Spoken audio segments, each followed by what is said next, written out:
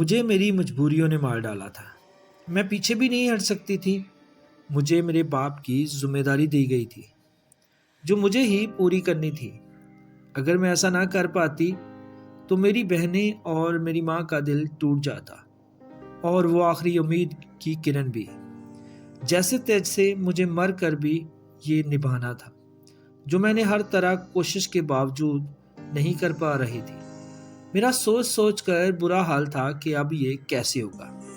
پھر ایک دن مجھے کچھ لڑکوں نے رات گزارنے پر مجھے میری مطلوبہ رقم دینے کی آفر کی، جو مجھے کسی صورت بھی منظور نہ تھی، اور نہ ہی اس کے علاوہ کوئی اور حل تھا۔ آخر مجھے کرنا پڑا، خود کو مار کر۔ میں نے اپنی بہنوں کو ان کی منزل تک پہنچا دیا تھا۔ میرے ساتھ جو بھی ہو، اس کی خبر، اس کا دکھ میرے علاوہ کوئی نہیں جانتا تھا۔ میں نے خود کو مار دیا تھا، اپنوں کے سپنوں اور امیدیں توڑنے سے بچا لی تھی۔ بس اس سب میں ہی نہیں بچی تھی۔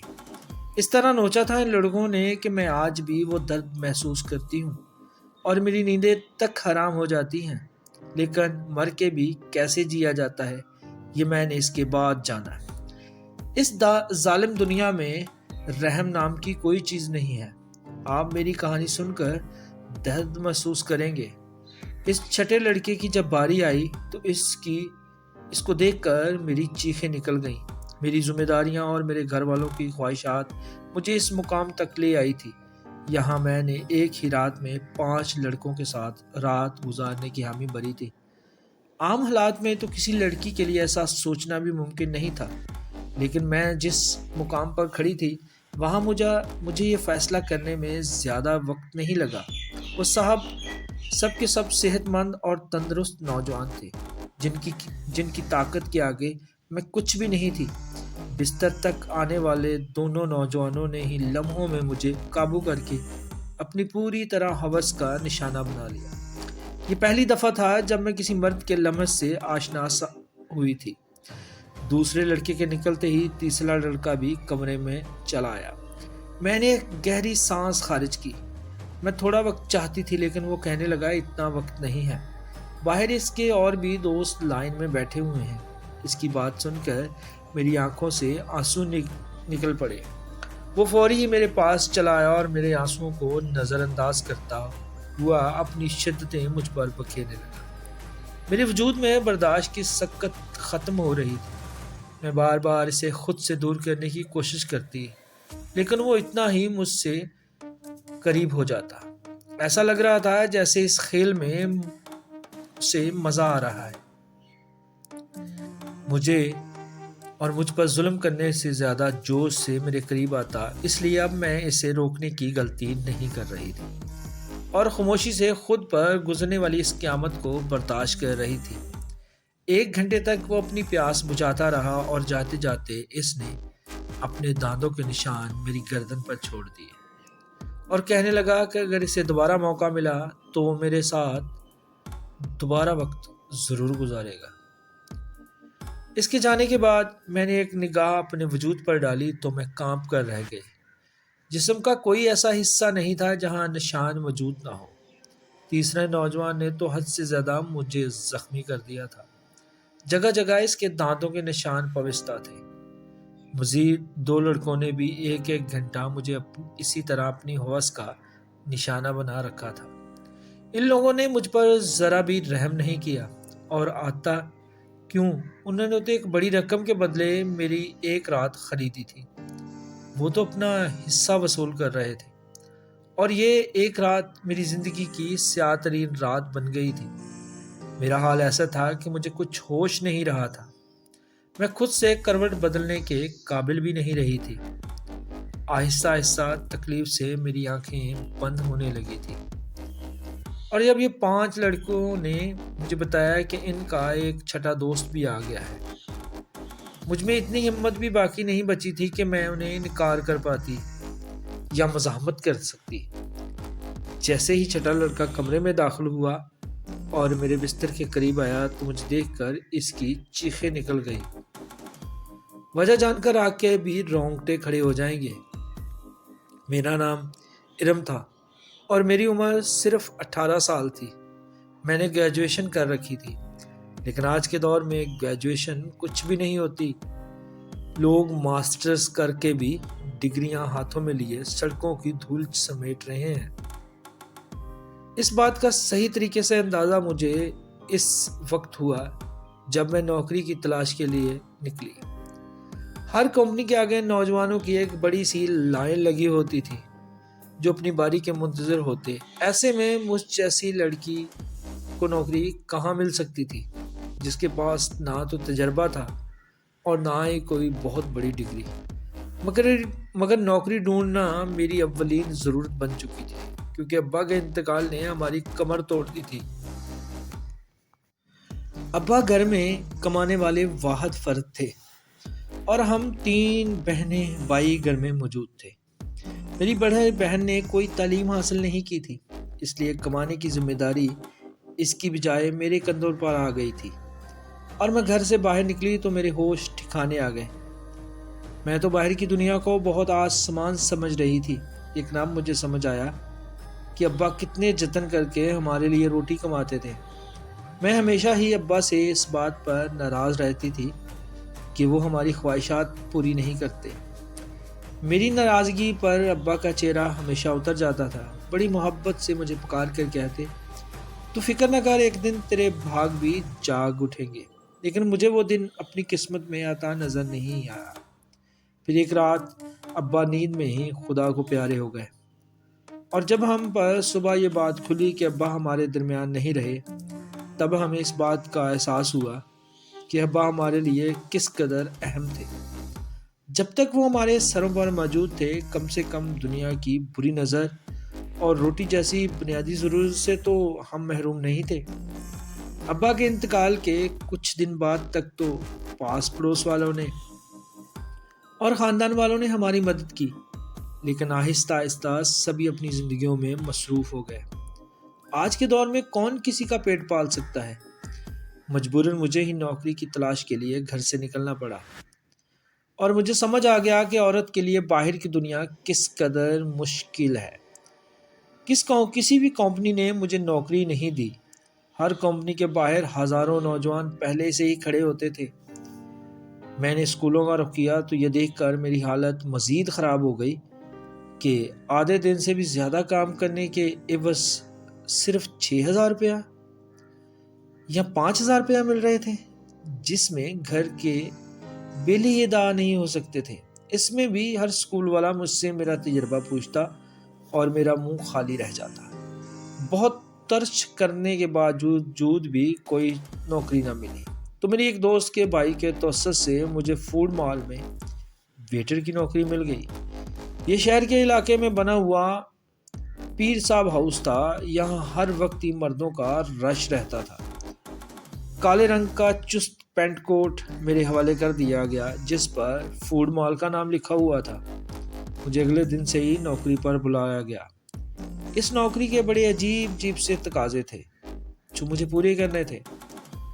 انہیں ایک ماڈرن سی لڑکی ویٹر کے نام پر چاہیے تھی، جس کے چھوٹے سے چھوٹے بال کاندھوں پر پھیلے ہوئے ہوں، اور وہ بہت سا میک اپ کر کے ڈائننگ ہال میں کھڑی ہو، یونیفارم اپنے بیگ میں ڈال کر گھر واپس لوٹی تھی کہ میں ابھی فیصلہ نہیں کر پا رہی تھی کہ مجھے یہ نوکری کرنی چاہیے یا نہیں، کیونکہ یہ میرے لیے ایک بہت ہی مشکل کام تھا۔ ابا کی موجودگی میں تو بلا ضرورت ہم گھر سے بھی نہیں نکلتے تھے، اور کبھی ضرورت بھی پیش نہیں آئی تھی، اور یہاں فوڈ مال میں اتنے سارے مردوں کے درمیان اتنے تنگ سے لباس پہن کر کھڑا ہونا میرے لیے ایک نہایت ہی کٹھن مرحلہ تھا۔ مگر بھوک انسان سے سب کچھ کرواتی ہے۔ میں وہاں سے واپس گھر آئی تو میری ماں دروازے پر کھڑی پریشان مجھے دیکھ کر ان کی آنکھوں میں آنسو آنے لگے۔ میں نے اماں سے کہا کہ عدت کے دنوں میں وہ دروازے تک کیوں چلی آئی، تو اماں روتے ہوئے کہنے لگی، بیٹا بجلی کے میٹر والے آئے تھے، انہوں نے ہماری بجلی کاٹ دی ہے۔ اماں کے پاس ہو کر میرا دل دھک سے بیٹھ گیا۔ گرمی زوروں پر تھی اور ایسے میں بغیر بجلی کے گزارا کرنا بہت ہی مشکل تھا۔ پچھلے 2 ماہ سے ہم بل ادا نہیں کر پا رہے تھے۔ اور شاید اس لیے ہماری بجلی کاٹ دی گئی۔ اماں کے آنسوؤں نے میرے لیے فیصلے کو بہت آسان کر دیا۔ میں نے اماں کو گلے لگایا اور انہیں بتایا کہ مجھے ایک اچھی نوکری مل گئی ہے اور کل سے مجھے نوکری پر جانا ہے۔ اماں نے میری سر پر ہاتھ رکھ کر کہا، اب تم ہی میرا بازو ہو، تم ہی میری آس ہو، اور تمہیں ہی اپنی دونوں بہنوں کی شادی بھی کرنی ہے۔ اماں نے ایک بھاری ذمہ داری میرے کندھوں پر ڈال دی تھی اور میں سوچ رہی تھی کہ میں یہ ذمہ داری کیسے نبھاؤں گی، لیکن مجھے ہی یہ فرض نبھانا تھا۔ اماں پوچھ رہی تھی کہ مجھے نوکری کہاں ملی ہے، لیکن میں انہیں نہیں بتانا چاہتی تھی اور میں نے بتایا بھی نہیں کہ مجھے نوکری کہاں ملی ہے۔ اس لیے میں نے اماں سے کہہ دیا کہ ایک بڑی سی کمپنی میں ایک بہت ہی اچھی نوکری مل گئی ہے۔ میری نوکری کا وقت دوپہر 3 سے رات 11 بجے تک ہے، اور یہ بات میں نے بڑی مشکل سے اماں کو بتائی تھی۔ میری نوکری کا وقت جان کر اماں حیرت سے میری طرف دیکھنے لگی کہ بیٹا، یہ کون سی کمپنی ہے جہاں دوپہر 3 بجے بلایا گیا ہے؟ میں نے جھوٹ کہہ دیا کہ یہ ایک ملٹی نیشنل کمپنی ہے جو 24 گھنٹے کام کرتی ہے۔ اس وقت ہمیں پیسوں کی اتنی ضرورت ہے کہ اماں نے مزید سوال کرنے کے بجائے مجھے ترقی کی دعائیں دیں اور اگلی دوپہر 2 بجے ہی فوڈ مال کے لیے روانہ ہو گئی۔ مجھے کیا خبر تھی کہ یہاں سے میری قسمت مجھے کہاں لے جانے والی ہے۔ میں نے اپنا یونیفارم فوڈ مال میں آ کر تبدیل کیا۔ مینیجر نے مجھے فوڈ مال کے دروازے کے قریب ہی کھڑا کر دیا اور کہنے لگا، آج تمہارا پہلا دن ہے، اس لیے تم ہر آتے جاتے کو ادب سے ویلکم کرو گی، اور ساتھ ہی مجھے ڈانٹ کر کہا کہ یہ کیسا منہ اٹھا کے لے آئی ہو، جاؤ پہلے میک اپ کرو۔ مینیجر کی بات سن کر میں شرمندہ ہو گئی کیونکہ میرے پاس میک اپ نہیں تھا۔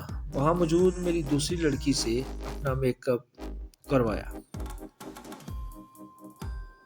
میری گہری سی سرخی لگائی وہ بڑی تیزی سے میرے چہرے پر اپنے ہاتھ چلا رہی تھی اور مجھے دلہنوں والا گیٹ اپ بنا رہی تھی۔ اور اس کے بعد جب میں نے آئینے میں خود کو دیکھا تو میں حیران رہ گئی۔ مجھے معلوم تھا کہ میں خوبصورت ہوں اور میرا رنگ بھی صاف ہے، لیکن تھوڑے سے میک اپ کے بعد ہی میں اس طرح پوری کی پوری نکھر جاؤں گی، یہ میں نے کبھی نہیں سوچا تھا۔ خود کو آئینے میں دیکھ رہی تھی جب وہ لڑکی کہنے لگی کہ یہ لوگ خوبصورتی دیکھ کر ہی تو یہاں آتے ہیں، ورنہ کام کرنے کو تو بہت سے لوگ مل جاتے ہیں۔ یہ نوکری مجھے میری قابلیت کی وجہ سے نہیں بلکہ میری خوبصورتی کی وجہ سے ملی تھی۔ نوکری کا پہلا دن میرے لیے بہت ہی بھاری تھا۔ میں 3 بجے سے دروازے پر کھڑی ہر آنے جانے والے مرد اور عورتوں کو ویلکم کہہ رہی تھی۔ یہاں عورتوں کی تعداد بہت کم آتی تھی، زیادہ تر مرد ہی آ رہے تھے۔ رات گئے تک میرے پیروں میں بہت زیادہ درد ہو چکا تھا۔ ابھی مجھے واپس بسوں کے دھکے کھاتے ہوئے گھر بھی پہنچنا تھا۔ 12 بجے کے قریب میں گھر پہنچی۔ اماں میرے انتظار میں جاگ رہی تھی۔ میں نے اماں کے ساتھ بیٹھ کر کھانا کھایا اور فوری بستر پر لیٹ گئی۔ مجھے ابا کی بہت یاد آ رہی تھی۔ ابا میرے سب سے زیادہ نخرے اٹھایا کرتے تھے، پھر بھی میں ہمیشہ سے ان سے کسی نہ کسی طرح بات پر روٹھ جایا کرتی تھی۔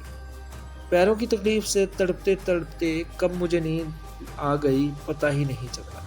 اگلے دن پھر دوپہر کے 2 بجے گھر سے نکلی۔ آج مجھے دروازے کے پاس کھڑے نہیں بلکہ آرڈر لینے کا کام دیا گیا تھا۔ یہ کام مجھے تھوڑا سا آسان لگا کیونکہ کچھ ہی دیر میں اندازہ ہو گیا یہ کام بالکل بھی آسان نہیں تھا۔ میں جس کے پاس بھی آرڈر لینے کے لیے جاتی، ان میں سے اکثر مرد مجھے سر سے پاؤں تک دیکھتے اور مسکراتے، بدلے میں مجھے بھی مسکراہٹ کا تبادلہ کرنا پڑتا کیونکہ یہ میری نوکری کا تقاضا تھا۔ جان بوجھ کر آرڈر دینے میں کافی وقت لگاتے اور کبھی کبھی آرڈر دیتے وقت اس قدر قریب آ جاتے کہ میری سانسیں رکنے لگتی۔ یہ فوڈ مال اس قسم کے ڈریسز کی وجہ سے چل رہا تھا، اس بات کا مجھے اچھی طرح اندازہ ہو گیا تھا۔ یہاں آنے والے زیادہ تر مرد ویٹرز کی وجہ سے ہی آتے تھے۔ دن تیزی سے گزر رہے تھے اور مجھے یہاں نوکری کرتے کرتے مہینہ ہو گیا تھا۔ اس ایک مہینے میں کافی کچھ ایسا ہوا جو میرے لیے بہت ہی عجیب تھا۔ مردوں کی عجیب عجیب نگاہیں، آرڈر دینے کے بہانے قریب آنا اور معنی خیز جملوں کا تبادلہ، لیکن اس نوکری کی سب سے اچھی بات یہ تھی کہ تنخواہ سے ہٹ کر اس ایک مہینے میں ٹپ کے کافی پیسے جمع ہو گئے تھے۔ میں نے انہی پیسوں سے بجلی کا بل ادا کیا۔ آہستہ آہستہ میں اس ماحول کی عادی ہوتی جا رہی تھی۔ 5 لڑکے روز ہی شام کے وقت پیر صاحب فوڈ مال میں آتے اور سب سے کونے والے ٹیبل پر بیٹھ جاتے۔ وہ ٹیبل میرے حصے میں تھی اور روزانہ میں ہی ان کے پاس آرڈر لینے کے لیے جاتی۔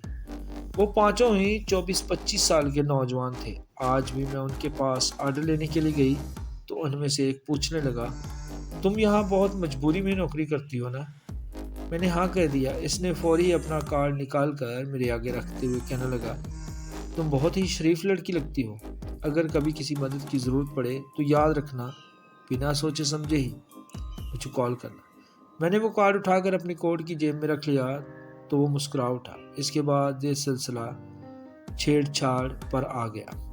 میں ان کا آرڈر لینے جاتی، ان میں سے کوئی نہ کوئی مجھ سے کوئی نہ کوئی سوال پوچھ لیتا۔ روزانہ ہونے والی اس ملاقات کی وجہ سے ہمارے درمیان تھوڑی سی بے تکلفی آ گئی تھی۔ دوسرا مہینہ بھی ایک پلک جھپکتے گزر گیا۔ پھر اماں نے ایک دن مجھے بتایا کہ بڑی بہن کے لیے بہت اچھا رشتہ آیا ہے، وہ لوگ جلدی شادی کرنا چاہتے ہیں۔ اماں کی بات سن کر میں پریشان ہو گئی، کیونکہ ابھی تو میں نے گھر کا خرچہ ہی اپنے کندھوں پر اٹھایا تھا، شادی کی ذمہ داریوں کا تو میں نے سوچا بھی نہیں تھا۔ اماں کہنے لگی، تو اپنی کمپنی سے لون لے لے، کیونکہ بڑی کمپنیاں لاکھوں روپے کا لون دیتی ہیں۔ اگر تیری کمپنی سے لون مل گیا تو تیری بہن کی شادی اچھے سے ہو جائے گی۔ میری بہن کی عمر 28 سال تھی اور اماں اس کی طرف سے بہت پریشان تھی۔ اب میں اماں کو کیا بتاتی، میں تو معمولی سی نوکری کر رہی ہوں، لاکھوں روپے مجھے کہاں سے ملتے۔ اماں نے جب مجھے یہ کہا تو میں ان کو کسی بات کا جواب نہ دے سکی، لیکن اماں کی آنکھوں میں مجھے چمکتی ہوئی صاف امید دکھائی دے رہی تھی۔ اماں کو یقین تھا کہ مجھے کمپنی سے لون مل جائے گا، اور میں سوچ رہی تھی کہ میرے جھوٹ نے مجھے کہاں پھنسا دیا۔ اگلے دن نوکری پر بھی سارا وقت پریشان رہی، اور یہ بات میرے ساتھ کام کرنے والی لڑکیوں نے نوٹ کر لی۔ وہ مجھ سے کہنے لگی، کیا بات ہے ارم، آج تم بہت زیادہ پریشان ہو؟ میں نے اسے بتایا کہ بڑی بہن کی شادی ہے، میرے پاس بالکل بھی پیسے نہیں ہیں۔ یہ بات سن کر وہ کہنے لگی، تو اتنا خرچہ کرنے کی کیا ضرورت ہے، سادگی سے رخصتی کرو۔ یہ بات سن کر میں سوچ میں پڑ گئی، وہ ٹھیک ہی تو کہہ رہی تھی، اتنا مسئلہ بنانے کی ضرورت کیا ہے۔ کھڑا کر اماں کو یہی مشورہ دیا کہ وہ سادگی سے بہن کی رخصتی کر دیں، لیکن میری بات سن کر وہ کہنے لگی، ہر کسی کو ہمارے مسائل کا علم نہیں۔ لڑکے والوں نے پہلے ہی جہیز کے نام پر ایک لمبی سی فہرست تھما دی ہے۔ اگر میں نے خالی ہاتھ تیری بہن کو رخصت کر دیا تو اس کے سسرال والے اسے ساری زندگی بھر باتیں سناتے رہیں گے۔ اماں کی بات سن کر مجھے غصہ آ گیا۔ میں نے کہا، ایسی جگہ باجی کی شادی کرنے کی ضرورت کیا ہے؟ میری بات سن کر اماں ناراض ہو گئی، کہنے لگی، اللہ اللہ کر کے تیری بہن کا ایک اچھی جگہ سے رشتہ آیا ہے اور تو اس میں بھی نقص نکال رہی ہے۔ اگر آج تیرا باپ زندہ ہوتا تو مجھے تیری منت نہ کرنی پڑتی، وہ خود ہی اپنی بیٹی کے لیے کیسے بھی کر کے رقم جمع کر لیتے۔ اماں کی آنکھوں میں آنسو آ گئے اور ان کی بات نے میرے دل کو بھی دکھایا۔ وہ ٹھیک ہی کہہ رہی تھی، اگر ابا زندہ ہوتے تو کسی بھی طرح پیسے جمع کر لیتے۔ میں نے اماں کو گلے لگایا، ان سے وعدہ کیا کہ میں جلد ہی ایسا انتظام کر لوں گی۔ خود بھی نہیں جانتی تھی کہ اتنے سارے پیسے مجھے کہاں سے ملیں گے۔ باپ کا سایہ واقعی اولاد کے لیے بہت بڑی نعمت ہوتی ہے۔ وہ اپنی جان پر کھیل کر بھی اولاد کو زندگی کے ساتھ سکھ دیتے ہیں، اور میرے لیے اپنی باپ کی جگہ لینا بہت مشکل کام تھا۔ دن یوں ہی پریشانی کے عالم میں گزر رہے تھے۔ میں نے فوڈ مال کے مینیجر سے پیسوں کی بات کی، لیکن میری بات سن کر جن نظروں سے اس نے مجھے دیکھا تھا، میں خود ہی زمین میں گر گئی اور آرڈر لینے گئی تو ان سے ایک نے کہا، بات ہے آج تو آپ کے چہرے کا بالکل ہی رنگ اترا ہوا ہے۔ یہ بات سن کر نہ جانے کیوں میری آنکھوں میں آنسو آ گئے۔ وہ بار بار اصرار کرنے لگا کہ میں اسے اپنی پریشانی بتاؤں۔ نہ چاہتے ہوئے میں نے اسے اپنا مسئلہ بتا دیا، کیونکہ مجھے بھی کسی ایسے ہی شخص کی تلاش تھی جس کے آگے میں کھل کر اپنا درد بیان کر سکوں۔ میری بات سن کر اس کے چہرے پر مسکراہٹ آ گئی اور کہنے لگا کتنی چھوٹی سی بات کے لیے آپ اس قدر پریشان ہیں۔ آپ کو اپنا کارڈ اسی لیے تو دیا تھا کہ کوئی بھی پریشانی ہو تو ہمیں یاد کر لیے گا۔ میں حیرت سے اس کے چہرے کو دیکھنے لگی۔ میں یہ سوچ بھی نہیں سکتی تھی کہ وہ 5 اجنبی لڑکے مجھے پیسے دے سکتے ہیں، لیکن ان 5 نے فوری ہی مجھے لاکھوں روپے کی پیشکش کر دی۔ میں حیرت سے آنکھیں پھاڑے ان کی طرف دیکھ رہی تھی۔ وہ کہنے لگے 1 لاکھ روپیہ دینا ان کے لیے کوئی بڑی بات نہیں، لیکن مجھے بھی ان کے لیے کچھ کام کرنا ہوگا۔ ان کی بات سن کر میں ٹھٹک گئی۔ ان لڑکوں کو مجھ سے کیا کام ہو سکتا ہے؟ یہ بات سمجھنے میں مجھے زیادہ دیر نہیں لگی۔ میں نے فوری گھبرا کر کہا کہ میں ایک شریف گھرانے سے تعلق رکھتی ہوں اور میں کوئی غلط کام نہیں کر سکتی۔ وہ ہنس کے کہنے لگے کہ ہم نے صرف پیشکش کی ہے، قبول کرنا یا نہ کرنا آپ کی مرضی ہے، لیکن آج کے دور میں 1 لاکھ روپیہ کوئی بھی نہیں دے گا، چاہے وہ آپ کا قریبی رشتہ دار ہی کیوں نہ ہو۔